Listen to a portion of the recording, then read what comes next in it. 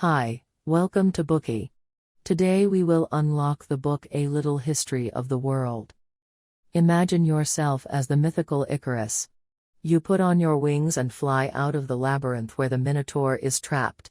You no longer need to fear this half-man half-bull monster.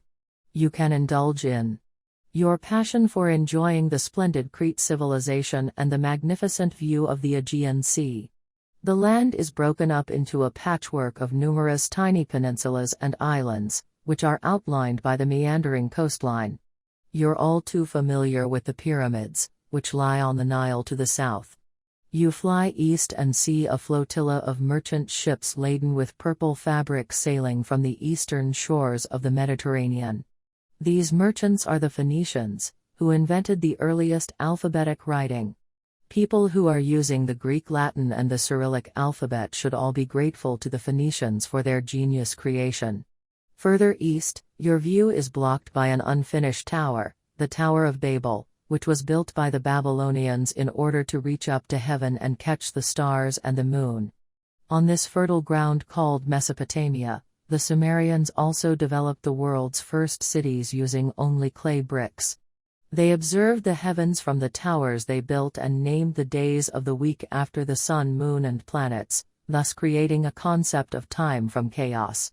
You continue your flight to the east, and this time you hover for quite a while, wondering how long the noble prince under the fig tree will meditate.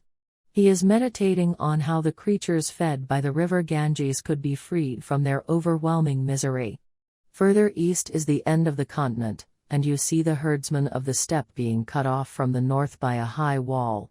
Stretching thousands of miles, the Great Wall was built by the industrious and intelligent Chinese to defend their ancient homeland on the Yellow River. Mesopotamia, the river banks of the Nile, the Ganges and the Yellow River are all sites where civilization and history began. There has never been a written work of world history that is as concise and vivid as A Little History of the World. The author of this book, Gombrich, was an art historian and art theorist. He was born in Vienna in 1909 into a wealthy Jewish family. In his early years, he studied art history and classical archaeology at the University of Vienna. When Gombrich was a PhD student, the idea for this book came to him. He intended to explain world history to children using simple language, and he achieved his goal with the book A Little History of the World. This bookie will not cover the entire journey from the beginning of civilization to the 20th century. Instead, we will cover 3 carefully chosen events from the book. Under Gombrich's elegant brushstrokes, you will find yourself infected by his endless and positive expectations for the future of human civilization. Part 1: The Rise and Fall of Ancient Greece. Part 2: The Dawn of Florence. Part 3: The Last Conqueror. When the Greeks came to Greece, they were not yet Greeks. Sounds unbelievable, doesn't it? It is because they weren't yet unified people when they arrived in Greece from the north. These people were divided into 4 major tribes: the Dorians, Ionians, Aeolians and Achaeans. Among them, the Dorians were the first to arrive and the ones who advanced the furthest.